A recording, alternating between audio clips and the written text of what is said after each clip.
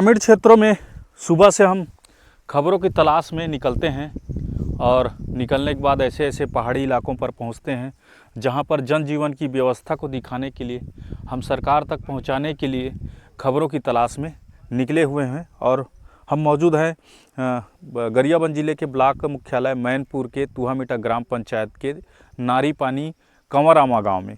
यहाँ के जनजीवन के बारे में हम बताएंगे। तो नमस्कार दोस्तों, मैं हूँ राधे पटेल, आप देख रहे हैं न्यूज़ वेब छत्तीसगढ़ी चैनल। तो इस ब्लॉक मैनपुर के अंतर्गत जो कमार परिवार निवास करते हैं, वहाँ पर भारी परेशानियों का जो ज़िंदगी है वो देखने के लिए मिलता है। ये जब देख सकते हैं कि किस प्रकार से ये जंगल है, ये जंगल के बीच में ये जो नारी पानी जो गांव बसा है, कंवरामा जो गांव बसा है, उसमें कैसे घर बनाने के बाद भी कैसे जीवन यापन करते हैं, देख सकते हैं कि जिस प्रकार से वो ऊपर लेंटर के ऊपर में एक लारी बनाया गया है। इधर भी देख सकते हैं दिन भर तो जैसे तैसे जीवन यापन चलता है इनका, लेकिन रात के समय जब भय का जो रात्रि होती है, जो भय का जो रात होती है, वो ऊपर में काटते हैं, क्योंकि ये हाथी प्रभावित क्षेत्र है। हाथी प्रभावित क्षेत्र होने के कारण यहाँ पर जो लोग हैं वो रात्रि में छत के ऊपर लारी बनाकर रहते हैं। तो ऐसा यहाँ का जो कमारे परिवार का जो जनजीवन है वो ये मुश्किल भरा जनजीवन है। देख सकते हैं कि किस प्रकार से वो लारी में रहते हैं, और लारी रहने के बाद सरकार के द्वारा एक BSNL टावर लगाया गया है, पानी की टंकी लगाया गया है, लेकिन पानी की टंकी को आज तक साफ़ नहीं किया जाता, वहाँ लाल पानी निकलता है।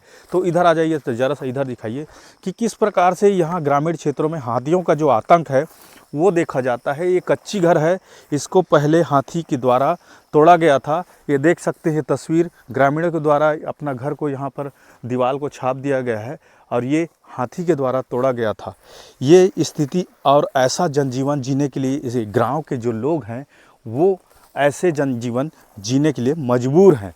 ये पहला घर आपने देखा, और दूसरा घर भी हम आपको दिखाएंगे। ये नारी पानी गाँव का स्थिति को हम दिखाएंगे कि किस प्रकार से यहाँ के जो रहवासी है वो रहते हैं और इस प्रकार से जीवन जीने के लिए मजबूर हैं। तो ये दूसरा घर है, और दूसरे घर में भी यहाँ पर हाथियों के द्वारा इसको तोड़ा गया है घर को।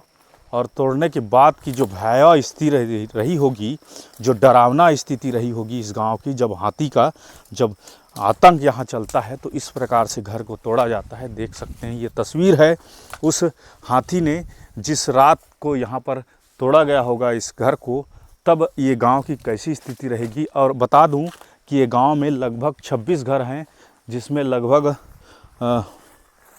अंदाजे में 200 परिवार के आसपास रहते होंगे।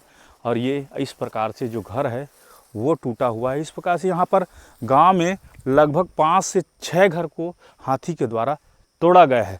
और एक महत्वपूर्ण जानकारी ये है कि यहाँ पर जो जिस प्रकार से सड़क है, सड़क से ग्रामीण जो लोग हैं वो राशन लेने के लिए तुहामीटा पहुँचते हैं। तुहामीटा पहुँचने के बाद ये जो घाटी भरा जो पहाड़ी है, वजन लाद के यहाँ तक पहुँचाते हैं। तो कम से कम इन ग्रामीणों की मांग है कि ये सड़क जो है वो बन जाए, ताकि हमें आने जाने की सुविधा मिले। तो पूरी तरीक़ा से खबर का सारांश ये है कि यहाँ का जो जनजीवन है, देख रहे हैं जिस प्रकार से सरकार के द्वारा आवास मकान भी मिला हुआ है।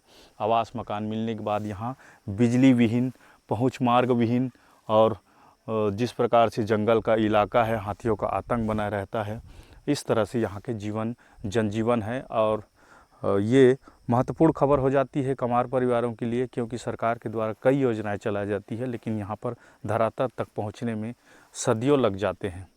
तो ऐसे ही हमारे खबरों को देखने के लिए हमारे चैनल को लाइक, सब्सक्राइब, शेयर कीजिए। आगे भी हमारे खबरों के साथ बने रहे। धन्यवाद।